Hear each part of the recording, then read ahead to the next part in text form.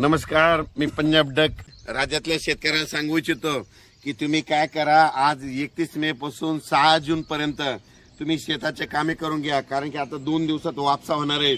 शेत तयार करून घ्या, कारण की तुमच्यासाठी एक आनंदाची बातमी म्हणजे 6 दिवसामध्ये तुम्ही काय करा, शेतीचे सगळे काम आटपून घ्या।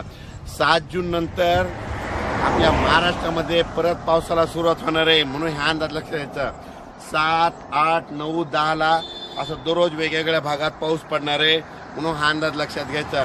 पण राज्यातल्या सर्व शेतकऱ्याला सांगू इच्छितो, सगळ्यासाठी महाराष्ट्रासाठी आनंदाची बातमी, आपल्या महाराष्ट्राची पेरणी मी म्हणलं होतं ना 27-28 जूनच्या शेवटच्या आठवड्यात सगळ्या महाराष्ट्रातले शेतकरी सोयाबीन पेरायला दिसतील, मूग पेरायला दिसतील, कापूस लागवड करायला दिसते, म्हणजे सगळ्यासाठी आनंदाची बातमी।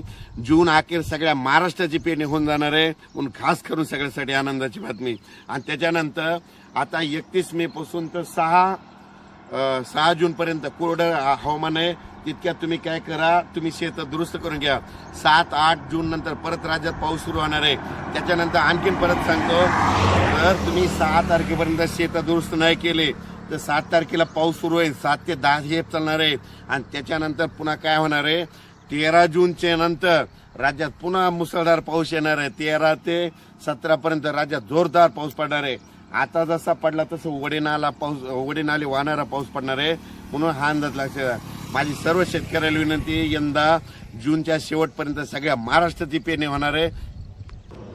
काल बऱ्याच शेतकऱ्याचे फोन आले की काही भागामध्ये आणखीन पाऊस पडलेला नाही, तर त्यांच्यासाठी आनंदाची बातमी सांगतो, या 7, 8, 9, 10 जूनच्या दरम्यान तिथं पाऊस पडणार आहे। आणि त्याच्यानंतर 13 पासून ते 17 पर्यंत त्या भागात पडणार आहे, म्हणजे महाराष्ट्रातला कोणताही भाग या पेरणी पावसापासून वंचित राहणार नाही। म्हणून पण राज्यात मात्र 7 जून ते 10 जून दरम्यान पाऊस पडणार आहे।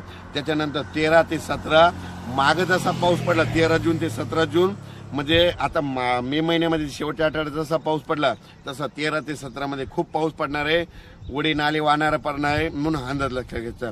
6 जून पर्यंत देखील महाराष्ट्रात एकदम असा पाऊस बंदच पडणार नाही। तुम्हाला सांगतो, नंदुरबार, धुळे, मालेगाव, पारगोळा, जळगाव तिकडं 3-4 जूनला तिकडे देखील थोडा पाऊस पडणार आहे। आणि कोकणात सरी चालूच राहणार आहेत, सरी चालू राहणार आहे। एक कोल्हापूर तिकडल्या भागात देखील ना या 31 ते 7 जूनच्या दरम्यान थोड्या तिकडे सरी येणार आहेत, म्हणून हे लक्षात घ्यायचं। अचानक वातावरण बदल झाला तर लगेच उद्या एक मेसेज दिला जाईल।